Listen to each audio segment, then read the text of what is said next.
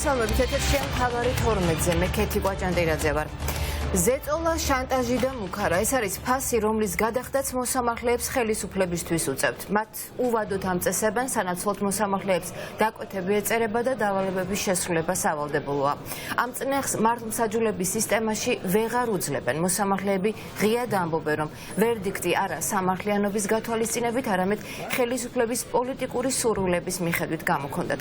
ირკვევა, რომ ოცნება მოსამართლეებს აძლევს დირექტივას, რა უნდა გააკეთოთ. რას ამბობენ პოლიტიკური სუბიექტები. დეა მამისეიშვილი ჩაგვერთვება ამ თემით პირდაპირ ეთერში. გისმენთ დეა. შეფასებები არის ძალიან მძიმე, მაგრამ ცალსახად ძალიან მკაფიო, ვინაიდან ბოლო კვირების განმავლობაში ჩვენ ერთის მხრივ ვისმენთ აღიარებებს მოსამართლეების მხრიდან, რომლებიც პირდაპირ ამბობენ, რომ ისინი იღებდნენ გადაწყვეტილებებს არა კანონის უზენაესობიდან გამომდინარე, არამედ იმის მიხედვით, თუ რა გადაწყვეტილება უნდა დამდგარიყო ამ საქმეზე და ეს ვერდიქტი იყო ნაკარნახევი და მეორეს მხრივ მოსამართლეების მხრიდან მხილებებს, ვინაიდან პირდაპირ მანტია მოსხმულები ამბობენ, რომ ქართული ოცნება მათ კარნახობდათ, უпростоრად პირდაპირ ავალებდათ, თუ რა საქმეზე რა გადაწყვეტილება უნდა გამოეტანათ, მათ კი სხვა საშუალება არ ჰქონდათ გარდა იმისა, რომ პოლიტიკური დაკვეთა შეესრულებინათ, ვინაიდან როგორც ჩანს, ხელისუფლების ინსტრუმენტები არის ძალიან მრავალფეროვანი და ქართული ოცნება ნებისმიერი ძალით ცდილობს ზეწოლას მოსამართლეებზე. პოლიტიკური სუბიექტები ოპოზიცია თანხმდება, რომ ეს არის ძალიან მძიმე ბრალდებები, ახლა მართლმსაჯულების სისტემაში მიმდინარე მოვლენებს, როგორც ქვეყნის შიგნით, ასევე ქვეყნის ფარგლებს გარეთ სტრატეგიული პარტნიორები ძალიან აქტიურად ადევნებენ თვალს. სტრატეგიული პარტნიორები არიან საქმის კურსში, თუ რა ხდება საქართველოში და მათ ეკნებათ რეაგირება. ოპოზიცია ფიქრობს, რომ ახლა აუცილებელია ამ დანაშაულებების გამოძიება და ყველა პასუხისმგებელი პირის დაკავება, თუმცა რა თქმა უნდა პოლიტიკოსებს არ აქვთ ილუზია, რომ ქართული ოცნება საკუთარ დანაშაულს გამოიძიებს და საკუთარ თავს დასჭის. სწორედ ამიტომ პოლიტიკოსები მიმართავენ მოსამართლეებს, რომ არ გაჩუმდნენ, გააგრძელონ საუბარი, ვინაიდან ბრძოლას აქვს აზრი და ახლა მნიშვნელოვანია, რაც შეიძლება მეტი სამხილი და მტკიცებულება დაგროვდეს იმის ილუსტრაციისთვის, თუ როგორ ჩადის ხელისუფლება საკუთარი ქვეყნის და ხალხის წინაშე დანაშაულს. რაც შეეხება შეფასებებს ქართულ ოცნებაში, დღეს მხოლოდ და მხოლოდ არჩილ თალაკვაძემ გააკეთა განცხადება, რომელიც ამბობს, რომ მართლმსაჯულების სისტემაში ყველაფერი არის ძალიან კარგად. მოსამართლეები არიან დამოუკიდებლები და ყველაფერი, რაც მედიაში შუქდება, არის ჟურნალისტების ბრალი, ვინაიდან ჩვენ ვცდილობთ წარმოვაჩინოთ პროცესები ცუდად.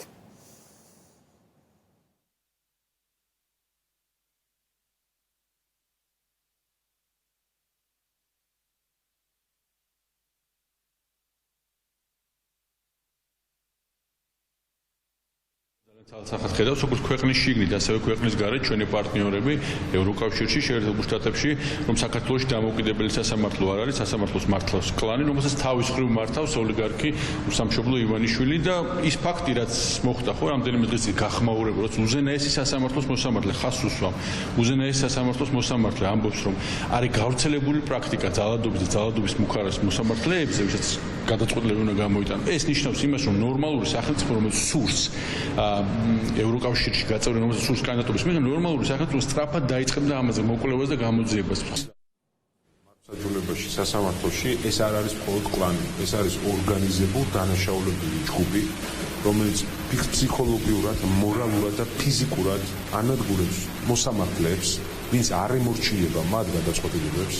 ქუჩურ ქურდული გარჩევების კუთხით უზენაეს სასამართლოში თვითმკვლელობამდე მიყავთ ადამიანები და ფაქტობრივად აიძულებენ ხელი მოაწერონ იმ გადაწყვეტილებებს, რომელიც არა მარტო პოლიტიკური, ეს არის კორუფციული გადაწყვეტილებები, მათ შორის სამოქალაქო კუთხითაც. იმ ბრძოლას, რომელიც წლების წინ მხოლოდ რამდენიმე ადამიანმა დავიწყეთ, მაგრამ თანდათან გაფართოვდა ჩვენი რიგები, ამ ბრძოლას აზრი აქვს. სასამართლო კორპუსი აღარ ინარჩუნებს დუმილს, სასამართლო კორპუსი ალაპარაკდა და იზდებს ძალიან მნიშვნელოვან სამხილებს. ეს სამხილები მე მინდა მოგცეთ გარანტია, რომ კონკრეტული ადამიანების საბრალდებო დასკვნის ნაწილი გახდება. ამიტომ ამ ეტაპზე ჩემი რჩევა იქნება ყველა იმ ადამიანის მიმართ, ვინც ფლობს ასეთი ტიპის ინფორმაციებს, ილაპარაკეთ, იმიტომ რომ ეს სისტემა დგას დუმილზე. საქართველოს აქვს ღირსეული ადგილი ამ რეიტინგებში ევროპულ სასამართლოებს შორის, შესაბამისად სიტუაციის დრამატიზება და რაღაც ამ სფეროში ხელოვნური დაძაბულობის შექმნა, რომ თითქოს ჩვენ სასამართლო არ გვაქვს და თითქოს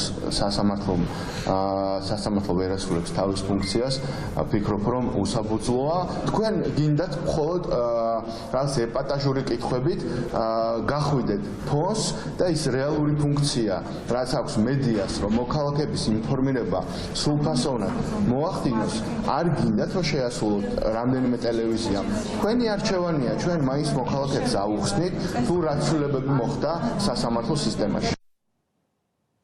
ფაქტი ერთია, ხელისუფლების ზემოქმედების მექანიზმი ყველა მიმართულებით არის დასუსტებული და მათ შორის ერთ-ერთი არის მართლმსაჯულების სისტემა, ვინაიდან სულ უფრო და უფრო მეტი მოსამართლე ღიად ამბობს, რომ ისინი პოლიტიკურ დაკვეთებს ასრულებდნენ შანტაჟის, ზეწოლის სანაცვლოდ და პირდაპირ ამბობენ მანდია მოსმულები, რომ ხელისუფლების მაღალჩინოსნები მათ ეუბნებოდნენ, რომ ყველაფერი ზემოთ იყო გადაწყვეტილი და ასეთი ოცნებისთვის სასურველი გადაწყვეტილება უნდა მიეღოთ. თუმცა ფაქტია, კლანი უკვე მოსამართლეთა დიდი ნაწილისთვის აღარ არის მიმზიდველი და მოსამართლეების უმეტესობას აღარ სურს ექვემდებარებოდეს ქართულ ოცნებას და როგორც ჩანს, ახლა გაანალიზეს, რომ კანონის წინაშე მორჩილება არის უფრო მნიშვნელოვანი. მადლობა დეა მამისეიშვილი საუბრობდა პირდაპირ ეთერში. ხელისუფლება რეგულაციებს უწესებს მედიასაც მაუწყებლობის შესახებ კანონში შესწავლებას პარლამენტში ევროინტეგრაციის, ადამიანის უფლებათა დაცვისა და სამოქალაქო ინტეგრაციის კომიტეტებზე განიხილავენ. უმრავლესობის მიერ ინიცირებული ცვლილებების დაკანონების შემთხვევაში კრიტიკული მედიის თავისუფლება მნიშვნელოვნად იზღუდება. ოპოზიციას და არასამთავრობო სექტორს ეჭვი აქვთ, რომ კანონპროექტს ხელისუფლება მედიაზე ფინანსური წნეხისთვის გამოიყენებს. ნინო ღვედაშვილი ჩაგვერთვება ამ თემით პირდაპირ ეთერში. გისმენთ ნინო. კეთი, ახალი იარაღი მედიის წინააღმდეგ სწორედ ასეთი შეფასება მოხდა დღეს კომიტეტის ხდომაზე, როგორც ოპოზიციის, ასევე არასამთავრობო სექტორის წარმომადგენლების მხრიდან ქართული ოცნების ინიცირებულ ცვლილებებს, რომელიც შევა მაუწყებლის შესახებ კანონში. აქ არის რამდენიმე სახიფათო ჩანაწერი. ერთი ეს არის, რომ ჩდება პასუხის უფლება და პირს, რომელიც ჩათვლის, რომ მედიას საშუალება მის შესახებ არასწორი ინფორმაცია გაავრცელოს, შესაძლებლობა უჩნდება, რომ მიმართოს პირველი მარეგულირებელ კომისიას და მეორე სასამართლოს. ამ შემთხვევაში უკვე ჩნდება კიდევ ერთი სახიფათო ჩანაწერი, რადგან მარეგულირებელ კომისიას შესაძლებლობა და საკითხების არეალი უფართოვდება და თუ მარეგულირებელი კომისია ჩათვლის, რომ არხმა დაარღვია რომელიმე პირის უფლება, ამ შემთხვევაში მათ შეუძლია, რომ დაასანქციროს და ფულადი ჯარიმა დააკისროს. ამის შემდეგ არის კიდევ ერთი სახიფათო და საშიში ტენდენცია და ჩანაწერი ამ კანონპროექტში, რომ აღსრულების უფლება ჩნდება. იმ შემთხვევაში წინა ჩანაწერისგან განსხვავებით, თუ მაშინ მედიას შეეძლო, რომ სასამართლოსთვის მიემართა და გასაჩივრების განმავლობაში ეს დაკისრებული ჯარიმა არ გადაეხადა, ახალი რეგულაციის შემდეგ უკვე მედიას ვალდებულება უჩნდება, რომ მარეგულირებელი კომისიის მიერ დაკისრებული ჯარიმა სასამართლოს გადაწყვეტილებამდე უნდა გადაიხადოს. აქედან გამომდინარე ოპოზიცია და მესამე სექტორი თulis, რომ ეს არის დამატებითი ბერკეტი ქართული ოცნების ხელში, რომელიც აკონტროლებს როგორც სასამართლოს, ასევე მარეგულირებელ კომისიას, რომ შეზღუდოს მისდამი კრიტიკულად განწყობილი ტელევიზიები. ეს არის ძალიან სახიფათო ნორმა, ეს არის მოლიპული ველი, რასაც ქვია, იმიტომ რომ განმარტება იმდანაც ბუნდოვანია, მით უმეტეს.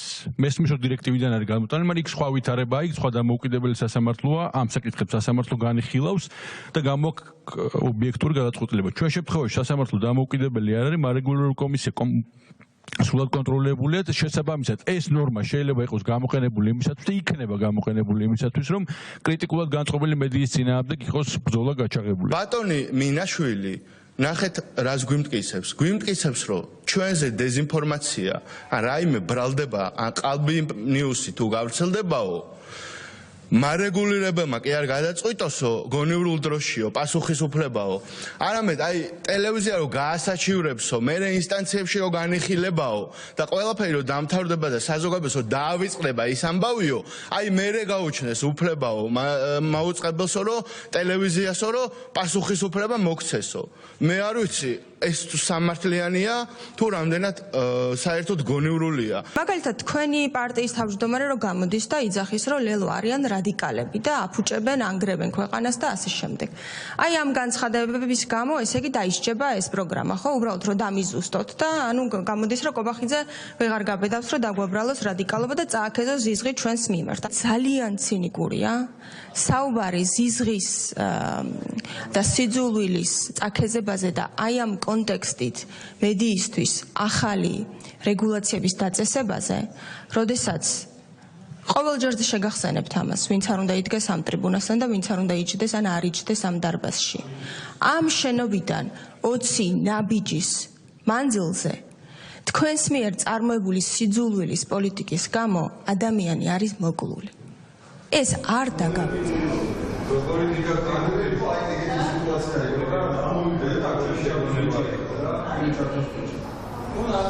მაშინ, როდესაც დამოუკიდებელი მედიები საკმაოდ მძიმე ფინანსურ მდგომარეობაში არიან, თუ ეს ჩანაწერი ახალ კანონპროექტში არ შეიცვლება, შესაძლოა ვიფიქროთ, რომ მარეგულირებელი კომისიის გადაწყვეტილების შესაბამისად და ფულადი სანქციის დაკისრების შემთხვევაში შესაძლოა ლიცენზიის შეჩერებამდეც კი მივიდეს საქმე. მადლობა ნინო, ეს ნინო ღვედაშვილი იყო. რატომ არ ემიჯნება მართული პარტია ქართული ოცნებიდან წასულების თავდასხმებს დასავლელ პარტნიორებზე? შეთქმულების თეორიებსა და პრორუსულ დეზინფორმაციაზე საუბრობს ამერიკის ელჩი კელი დეგნანი პოსტფაქტუმთან ინტერვიუში. დიპლომატისთვის გაუგებარია და დამაბნეველია ხელისუფლების პოზიცია და მათი განცხადებებიც. კელი დეგნანი ინტერვიუში ნიკა გვარამიას მიმართ გამოტანილ განაჩენზეც ლაპარაკობს.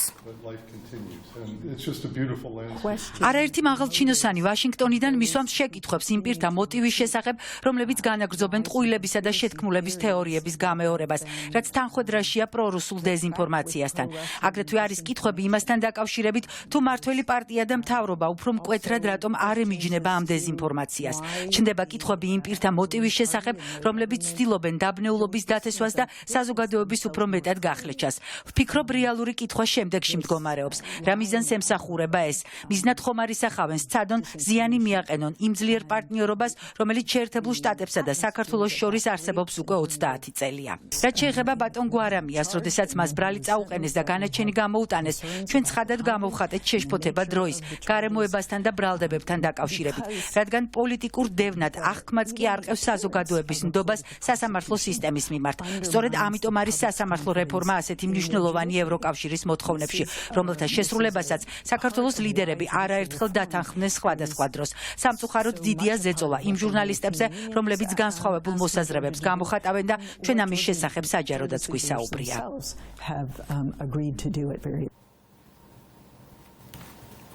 ტოტალური მოსმენა და თვალთვალი ოპოზიციური პარტიის ლიდერებს. ელენე ხოშტარიას განცხადებით, მოსმენების მასშტაბი ადამიანის თავისუფლებასა და უსაფრთხოებასთან ერთად სახელმწიფოსთვისაც დამანგრეველია. პარტია დროას ლიდერს გამოძიების არ სჯერა და მოუწოდებს ოპოზიციას ითანამშრომლებს ხელისუფლებასთან. ხოშტარიას თქმით, სისტემასთან ბრძოლაში ერთადერთი გამოსავალი დეოლიგარქიზაციაა. ჩვენ ნახეთ მასშტაბი, რომელიც მართლაც წარმოუდგენელია გარყვნილების თვალსაზრისით, რომელიც ანგრევს საერთოდ ადამიანის მოქალაქის თავისუფლებას, მშვიდობას, უსაფრთხოებას ჩვენ ქვეყანაში და ასევე ანგრევს სახელმწიფო ინსტიტუტებს და სახელმწიფოს. ამ სუსის თავი ლილუაშვილი, თავის დროზე გომელაური და მთავარი ბიზინა ივანიშვილი აუცილებლად უნდა დაისაჯონ მსგავსი ქმედებებისთვის. კიკეთში მოხდარ მკვლობაზე დაკავებული ბრალის წარდგენის მოლოდინშია. გელანი ორაძე დანაშაულს მხოლოდ ნაწილობრივ აღიარებს და განზრახ-ყოლობის ნაწილში თავს დამნაშავედ არცნობს. მას გამოძიება 2-ზე მეტი პირის მიმართ დამამძიებელ გარემოებებში განზრახ-ყოლობის მცდელობას და იარაღის უკანონოდ შეძენა შენახვა ტარებას ედავება.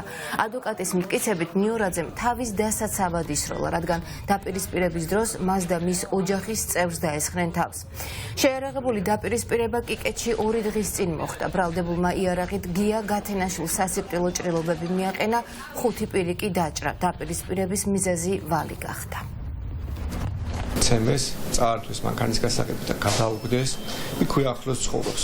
შვილი მოტოციკლეტით აიყვანა სახლში და დაბრუნდა უკან ოჯახის წევრ მანდილოსნებთან ერთად გასაღების მოსაძებნად.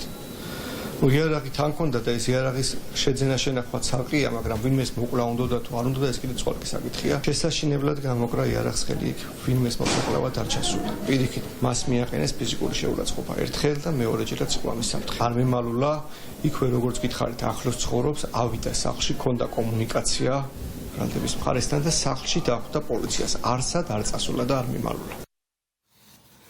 უმძიმესი ვითარება გელათში და ქართული ოცნების დუმილი, ხელოვნებათმცოდნეები, კულტურული მემკვიდრეობის ექსპერტები და ოპოზიცია ისტორიული კომპლექსის რესტავრაციასთან დაკავშირებულ პრობლემებზე მსჯელობენ. შეხვედრა ლელოს ინიციატივით იმართება. არსებობს უცხოელი ექსპერტების დასკვნა, რომ გელათი რეაბილიტაციის მიუხედავად კვლავ მძიმე მდგომარეობაშია და ირეცხება უნიკალური ფრესკები. დასკვნას კი არც კულტურის სამინისტრო და არც საპატრიარქო არ ასაჯაროებენ. ნინუცა კეკელია შემოგვიერთდება ამ თემით პირდაპირ ეთერში გისმენთ ნინუცა.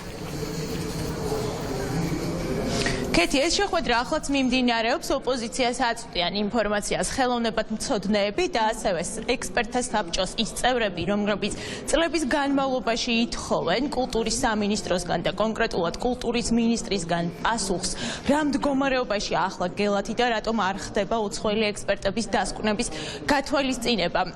ჩვენ გვაქვს ინფორმაცია, რომ კულტურის სამინისტრომ და საპატრიარქომ მოიწვიეს უცხოელი ექსპერტები საქართველოში, რათა მათ შეესწავლოთ რა მდგომარეობაშია გელათის სამონასტრო კომპლექსი, თუმცა მას შემდეგ რაც უცხოელმა ექსპერტებმა დაწერეს დასკვნა და ის გადაეგზავნა საპატრიარქოს, შედეგები იმდენად მძიმე იყო, რომ ილია მეორის სამდივნომ ეს დასკვნა დამალა. ექსპერტები ითხოვენ, რომ პოლიტიკოსებმაც მათთან ერთად მიმართონ საპატრიარქოს ამ დასკვნის გასაჯაროებისთვის და დაიწყოს რეალური სამუშაოები იმისთვის, რომ გადარჩეს გელათი. ამ ინფორმაციას აწვდიან ახლა ხელოვნებათმცოდნეები პოლიტიკოსებს და როგორც ამბობენ ჩვენთან საუბრისას, შემდეგ უკვე ერთობლივ გეგმაზე დაიწყებენ მუშაობას. გელათში მდგომარეობა ძალიან მძიმეა, იქ მიმდინარეობს ქაოტური სამუშაოები, დაუგეგმავი სამუშაოები, რომელიც მხოლოდ სამი კაცი იცნობს რა არის დაგეგმილი და განსახორციელებელი, ფაქტობრივად განუხილავი პროექტია, შესაბამისად ხარისხი დიდი ეჭვის ქვეშ დგება, შედეგები იქნება კატასტროფული.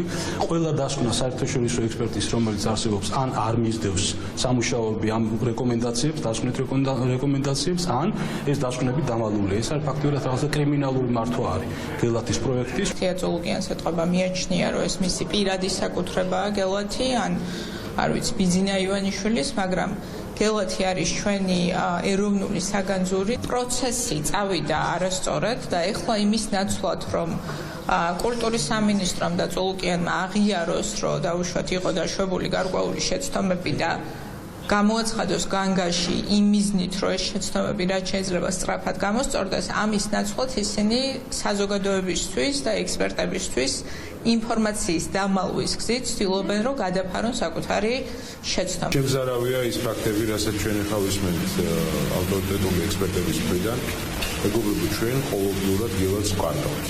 ეს არის რეალური.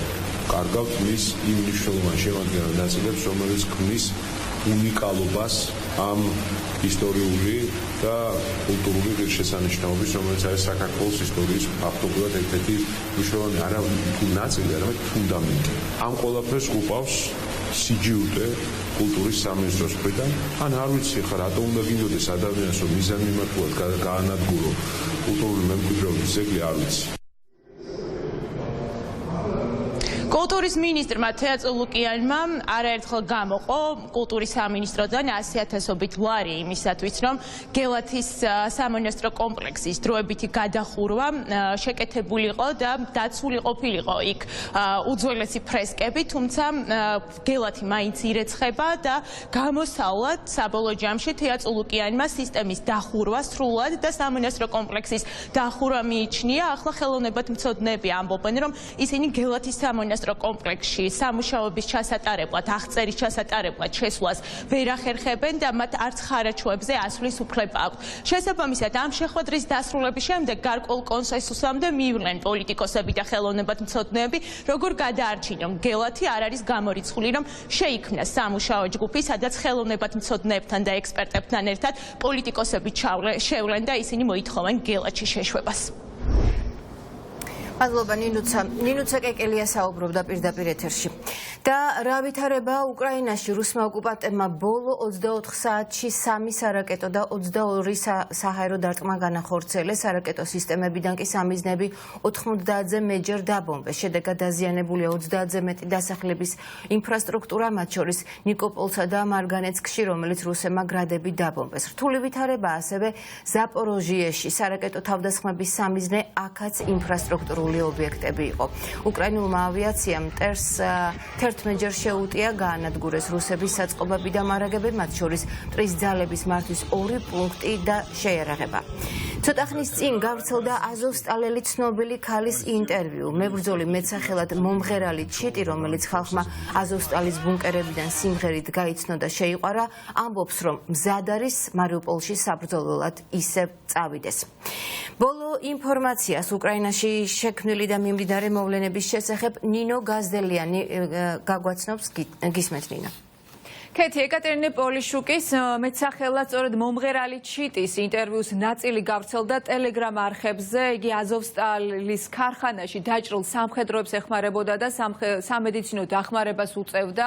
იგი ამ ვიდეოთი სწორედ იმ ვიდეოებით გახდა ცნობილი, რომელიც აზოვსტალიდან გავრცელდა, სადაც ის მღერის. პოლიშუკი ამჟამად რუსების ტყვეობაში იმყოფება სავარაუდოდ ოკუპირებულ დონეცკში. სავარაუდოდ ეს ინტერვიუც დონეცკში არის ჩაწერილი და ვიდეოს წარწერების მიხედვით ადგილობრივ ტელეარხს მისცა ინტერვიუ, თუმცა როდის ეს უცნობია, ასევე როგორ არის ამჟამად პოლიშუკი და ისევ დონეცკში იმყოფება თუ არა. იგი არ ნანობს ინტერვიუში, ამბობს, რომ იმას რაც გააკეთა და რასაც აკეთებდა ტყვედ ჩავარდნამდე და მისი თქმით შესაძლებლობა რომ მიეცეს, იგი ისევ წავიდოდა მარიუპოლში. Ми йдемо в бій, земля гуде, радіть гори, степи, бо нас на бій благословив. Народ, воюємо, я ще всіх вас переживу, по зубах. ფიქრობ, რომ ჩემი ექთნად მუშაობა ბევრად უფრო საჭიროა. ჯარში მზარეულად არ წავედი, რადგან ცუდი მზარეული ვარ. არც მსროლელი ვიყავი და არც არტილერისტი. ყველაზე დიდი სამუშაო როგორც მედიკოსმა შევასრულე. მხოლოდ იმაზე ვნერვიულობ, რომ ერთ-ერთ ვიდეოში ვილანძღებოდი. დედასთან ამის გამო ძალიან მრცხვენია. მარიუპოლში დაბრუნების შანსი რომ მქონდეს, ისევ დავბრუნდებოდი. რუსეთი კი განაგრძობს ძალისხმევას დონეცკის რეგიონის სრული ოკუპაციისათვის, ასევე ცდილობს საკუთარ არმიაში დანაკარგების არასტანდარტული მეთოდებით შევსებას. ქვედანაყოფების გასაძლიერებლად ქალაქ ტამბოვიდან უკრაინაში გაგზავნა 400 პირი, რომლებიც სისხლის სამართლის დანაშაულისთვის იხდიდნენ სასჯელს. პარალელურად რუსეთმა უკრაინაში სანქტ-პეტერბურგის მახლობლად დისლოცირებული საჰაერო თავდაცვის სისტემები და საზენიტო რაკეტები გადაისროლა. ამის შესახებ ფინური გამოცემა სატელიტურ ფოტოებზე დაყრდნობით წერს და ამბობს, რომ ზაფხულის შემდეგ ეს ერთ-ერთი ბაზიდან გაქრა, როგორც მობილური საცეცხლე პლატფორმები, ასევე სხვა სამხედრო დანადგარები. ასეთი არის ექსპერტების შეფასება და მათი აზრით რუსეთისათვის უკრაინაში ნებისმიერი, მათ შორის ძველი საზენიტო რაკეტებიც კი მნიშვნელოვანი არის, რადგან კრემლს ამჟამად არ ყოფნის თანამედროვე მაღალი სიზუსტის იარაღი. და ზოგადად ზელენსკიმ უკრაინის პრეზიდენტმა განაცხადა, რომ ახლა მათი მთავარი სამიზნე არის, რომ ამ კონტრშეტევების შემდეგ კიდევ ახალი იერიშები განახორციელონ და მნიშვნელოვანი არის, რომ ბაიდენიც გამოეხმაურა ერთ-ერთ ინტერვიუში ბოლო პერიოდში უკრაინაში მიმდინარე ბრძოლებს და რუსეთის ქმედებებს და უკრაინის წარმატებას.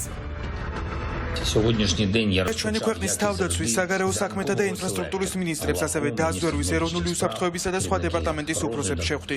დეტალური ინფორმაცია მივიღე ბრძოლის ველზე და ქვეყანაში არსებულ ყველა საკითხზე. ვისაუბრეთ დეოკუპირებულ ქალაქებზე და დასახლებებზე, იქ არსებულ ვითარებაზე და სამოქალაქო გეგმებზე, ასევე იმ რეგიონებზე, რომლებიც ჯერ კიდევ დროებით ოკუპირებულია. წარმატებული კონტრშეტევების შემდეგ ახალი იერიშებისა და შემდეგი ეტაპის დასაწყებად ვემზადებით. უკრაინა თავის ტერიტორიებს აუცილებლად დაებრუნებს და ის თავისუფალი ქვეყანა იქნება. ლუგანსკის ოლქში ვითარება ჯერ კიდევ დაძაბულია. რამდენიმე მიმართულებით აქტიური ბრძოლები გრძელდება. ვიღამით ჩვენმა მებრძოლებმა რუსული არმიის პოზიცია დაბომბეს. ერთ-ერთი შენობის აფეთქებას დაახლოებით 200 რუსი ოკუპანტი ემსხვერპლა. მტერი ცდილობს ფრონტის ხაზზე სამხედრო ტექნიკა მოაბილიზოს, თუმცა ჩვენი ბიჭები ინტენსიურად მოქმედებენ. აფეთქებენ რაზმების განლაგების ადგილებს, იარაღის საცავებსა და მტრის პოზიციებს. ლუგანსკის ოლქში მტერი თავდაცვით ფაზაშია გადასული. დროებით ოკუპირებულ ტერიტორიაზე მობილიზაცია გამოაცხადეს, თუმცა შედეგი ვერ მიიღეს. ვისაც ბრძოლა შეეძლო, ყველა დაიღუპა. შეგვიძლია ვთქვათ, რომ რუსები გამოუვალ ვითარებაში არიან.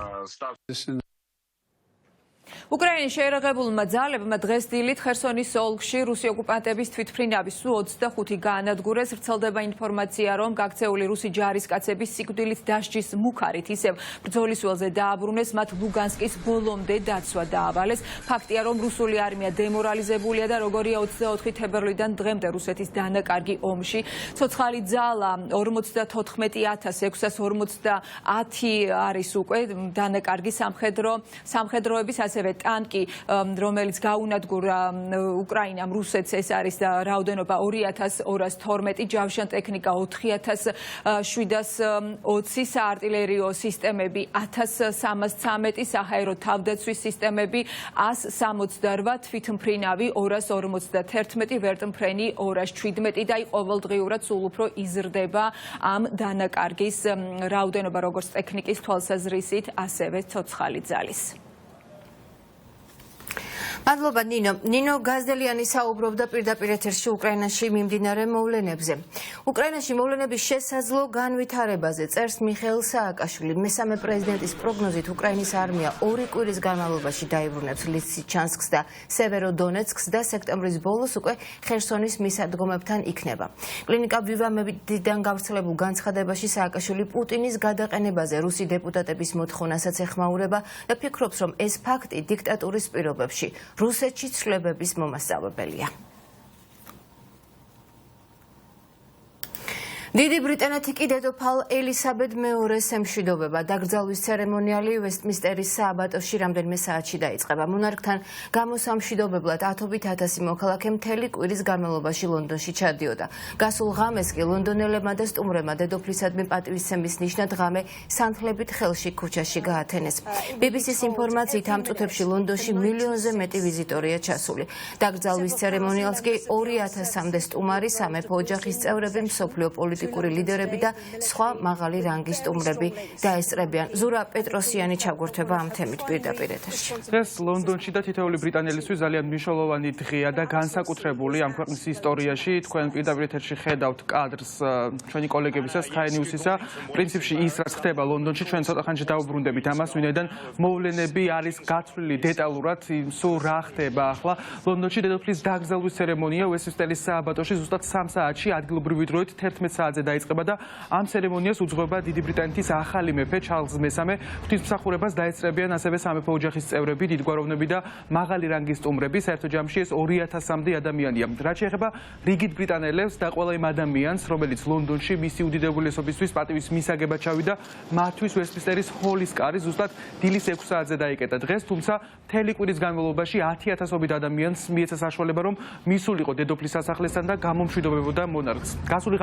გასული ღამე განსაკუთრებული იყო თავად ლონდონის ისტორიაშიც. ლონდონელები და ჩასული სტუმრები მთელი ღამის განმავლობაში უწყვეტად სანთლებით ხელში იდგნენ ქუჩებში და წუთიერი დუმილით პატივს მიაგებდნენ დედოფალს. მათ შორის ბუნებრივია ეს წუთიერი დუმილი და პატივი მიაგო ახალმა პრემიერ-მინისტრმა ლის ტრასმა, რომელიც ბოლოს შეხვდა დედოფალს და დანიშნა სწორედ ელისაბედ მეორემ. სტუმრებს და ამ სტუმრების დიდი ნაკადს მაინც დღეს ელოდებიან, ყველაზე დიდი ნაკადს, ვინაიდან საუბარია სულ მცირე მილიონ ვიზიტორზე, რომელიც დაკრძალვის დღეს სპეციალურად ჩავა დედაქალაქში და ბუნებრივია ლონდონში ახლა უსაფრთხოების სპეციალური და განსაკუთრებული ზომები არის მიღებული. სხვათა შორის გუშინ ხალხს ქუჩაში მეფე ჩარლზით შეხვდა და პირადად მოისმინა სამძიმარი რიგითი ლონდონელებისაგან და სტუმრებისაგან. რაც შეეხება იმ სტუმრებს, რომლებიც ოფიციალურად არიან მიწვეული დაკრძალვის ცერემონიაზე, მათ შორის ბუნებრივია არიან ევროპის სამეფო ოჯახის წევრები, ასევე პოლიტიკოსები და თანამეგობრობის ქვეყნის ლიდერები. გუშინ ჩაფრინდა ლონდონში შეერთებული შტატების პრეზიდენტი ჯო ბაიდენი პირველ ლედისთან ერთად, ასევე ლონდონში იმყოფება უკვე ემანუელ მაკრონიც, ისევე როგორც ყველა ქვეყნის პრეზიდენტი, რომელიც არის მიწვეული ამ ღონისძიებაზე, ასევე ქართული ხალხის სახელით სამეფო ოჯახს მიუსამძიმნა საქართველოს პრეზიდენტმა სალომე ზურაბიშვილი ლონდონში გუშინ ჩაფრინდა და ისიც არის დღეს იმ სტუმრების სიაში, ვინც ვესტმინსტერის სააბატოში ღვთისმსახურებას დაესწრება და დედოფალს უკანასკნელ გზაზე გააცილებს.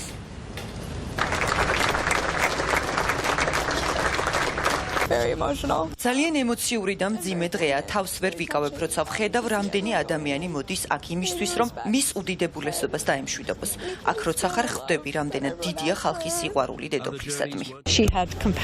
მას ჰქონდა ღირსება, პატივისცემა და ხალხის უსაზღვრო სიყვარული. ეს არის ის, რაც ქმნის ნამდვილ ლიდერს. ღმერთმა დაუმკვიდროს ჩვენს დედოფალს ცათა სასუფეველი. 11 საათის განმავლობაში ვიდე ქიდიქში. მთელი გულით მინდოდა მისი უდიდებულესობისთვის პატივი მიმეგო და მეთქვა მადლობა მის მიერ გაწეული სამსახურისთვის. დედოფალი ჩვენთვის იყო ცხოვრების მაგალითი. ის ამუდამოდ დარჩება ჩვენს გულში, როგორც გამორჩეული ლიდერი და ბრიტანეთის სიძლიერის სიმბოლო. დედოფლის დაკრძალვა და ჩარლზ მესამის გამეფება დიდი ბრიტანეთის მთავრობას 12 მილიარდი ფუნტი უჯდება. ამ თანხაში შედის მხოლოდ დაკრძალვის ცერემონია და ჩარლზ მესამეს გამეფებასთან დაკავშირებული პროცედურული საკითხები.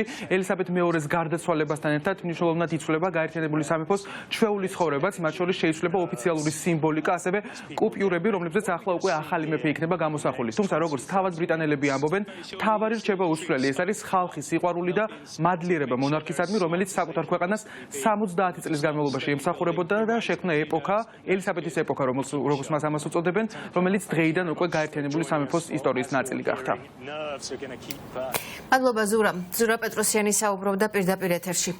გიორგი მამარდაშვილი საქართველოს 2021-22 წლის საუკეთესო ფეხბურთელია. ესპანეთის ვალენსიასა და საქართველოს ნაკრების ფეხბურთელმა ხმათა უმრავლესობა მიიღო. ის გახდა ბოლო პერიოდის ქართველი ფეხბურთელი, რომელიც საქართველოს ჩემპიონატიდან, ევროპის 4 საუკეთესო ჩემპიონატიდან ერთ-ერთი გადავიდა და კლუბშიც შესაძლო ადგილის დამკვიდრება შეძლო.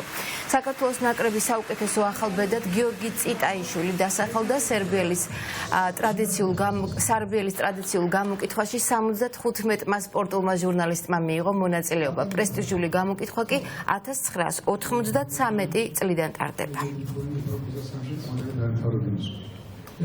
ჯერ ამ ბევრი აქცია და ამით არ დაკმაყოფილდება მამაც ყოფილი მეკარე და ჩვენი უმცროსი მეგობარია და გვიხარია რომ ამ დიდ ტრადიციებს აგრძელებთ.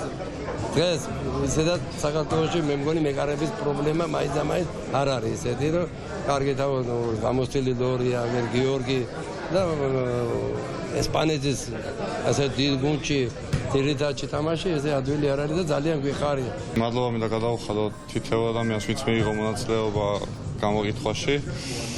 რაც შეეხება მოლოდინს, არ ველოდებოდი ნამდვილად. ბევრ ფეხბურთელს ჰქონდა ქართველს წინა სეზონი ძალიან მაგარი და არ ველოდებოდი. კიდევ ერთხელ დიდი მადლობა. მაგარი პრიზი მივიღე და პირობაზე ვფრთხო, რაც შემეძლება მაქსიმუმს გავაკეთებ და ამაზე არ გავჩერდები. ეს იყო მარტო მოხვედრა, ვითამაში კიდევაც კარგი სეზონი მქონდა, ნორმალური სეზონი მქონდა და ალბათ ეს იყო მიზეზი. ეს გამოკითხვა ფოთა შორის ჩატარებულია მაისის ბოლოს. უბრალოდ ეს დაჯილდოების ღონისძიება გავაკეთეთ, ეხლა რაღაც ობიექტური მისაწევის გამო გადაგვეთ. ასე რომ ჟურნალისტმა 75-მა ჟურნალისტმა საქართველოს საუკეთესო ფეხბურთელი დაასახელეს წინა სეზონის თამაშების მიხედვით. ანუ გიორგი მამარდაშვილი გავიდა ესპანეთის სამეფო თასის ფინალში და ვალენსიაში ამხელა დიდ გუნდში დაიმკვიდრა ადგილი პირველსავე წელს. ახლა კი შენი შუადღე გადაცემა სულ რამდენიმე წუთში დაიწყება პირდაპირ ეთერში დარჩით მთავარზე რა გველოდება დღეს რა გელოდებათ თქვენ ნახოთ ამას თვითონ გადაცემის წამყვანები გვეტყვიან მოგესალმებით და გისმენთ მოგესალმებით შუადღე მშვიდობის ქეთი დღეს ორშაბათია და შენი შუადღის ორშაბათის რუბრიკის თანაწამყვანები არაჩვეულებრივი და ენერგიული სოფიო მზეკალავა და გიორგი უშიკიშვილი შემოგვიერთდებიან ძალიან საინტერესო და მნიშვნელოვანი თემით და საინტერესო სტუმრებით. ასევე ჩვენი სტუმარი იქნება ნოდიკო ტატიშვილი, რომელიც აბსოლუტურად განსხვავებული ამპლუით წარსდგება მაყურებლის წინაშე. ასე რომ დაგველოდეთ ჩვენ რამდენიმე წუთში დაგიბრუნდებით. დიდი მადლობა და მშვიდობიან დღეს გისურვებთ. თქვენც ასევე დიდი მადლობა დაელოდეთ შენ შუადღეს გადაცემა დაიწყება სულ რამდენიმე წამში ასეთი იყო ახალი ამბები ამ დროისთვის ჩვენ პირდაპირ ეთერში ტრადიციულად 3 საათზე დავბრუნდებით დროებით